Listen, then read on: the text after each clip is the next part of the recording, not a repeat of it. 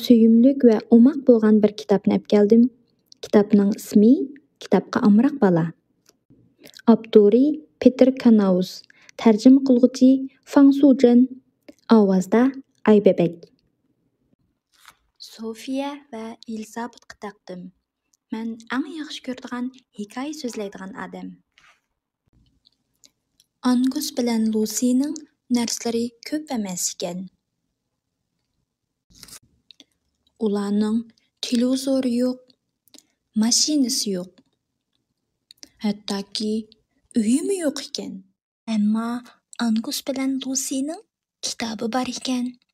Bak ko'p kitoblari bor ekan. Ular kitobni bu bo'lki mashinasining ostiga qistirib qo'ydi ekan. Yana texi kitoblarni tashlab ustiga meva taqsini qo'yib qo'ydi ekan.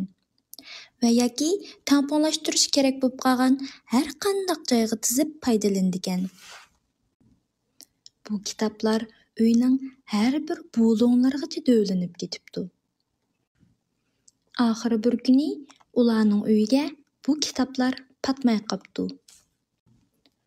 Of, bu kitoblarni cho'qim yo'tkitish kerak. Shuning bilan bir oila kishilari ming bir tezlikda kitoblarning hammasini yo'tkib o'tibdi. Apla, chataq chiqdi. Keyin kishilarning hammasi o'zgarib ketibdi. Ustal maymoq bo'lib qilib, qachi yerga tushib ketibdi. Angusning bo'yi qandoqli qilmasin derazaga yetmabdi. Uyda kitob bo'lmaganlik uchun ularning uyda cho'ng bo'shliq bor bo'pti. Ammo ularning orliqi bargan sir yiroqlab ketibdi. Bir kuni tushdan keyin Lucy'ning sumkasidan bir narsa tushib qopti. Dadasi ko'rib, "Bu nima, Lucy?" deb so'rabdi. Lucy, "Bu kitob" deb javob beribdi. Anasi, "Buni qayerdan topding?" deb so'rgan ekan. "Kutubxonadan" debdi Lucy.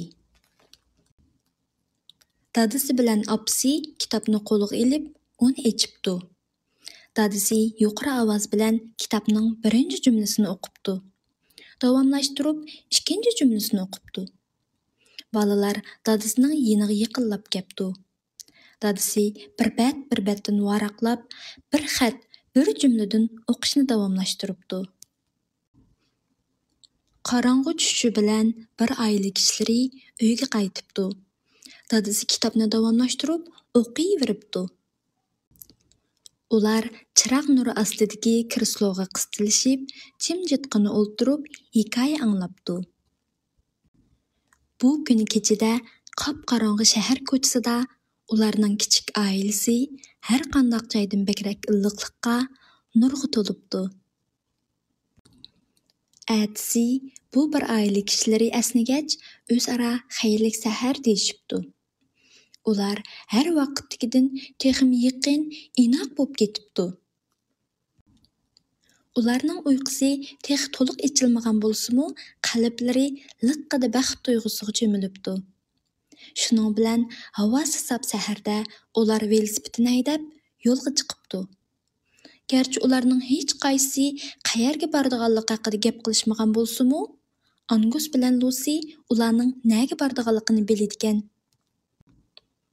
Angus bilan Lucy'ning narsalar ko'p emas. Ammo ularning har qanday vaqtda muhtoj bo'ladigan, to'lim qimmatlik ham bebaho narsasi bor ekan. Do'stlar, bu kitobni yoqtirdinglarmi?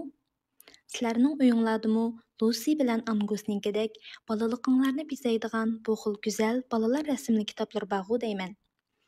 Sizlarning anglagan va o'qigan barliq yaxshi kitoblarning qalbinglarga urug' bo'lib, kunlarning birida chiroyli ochilishini umid qilaman.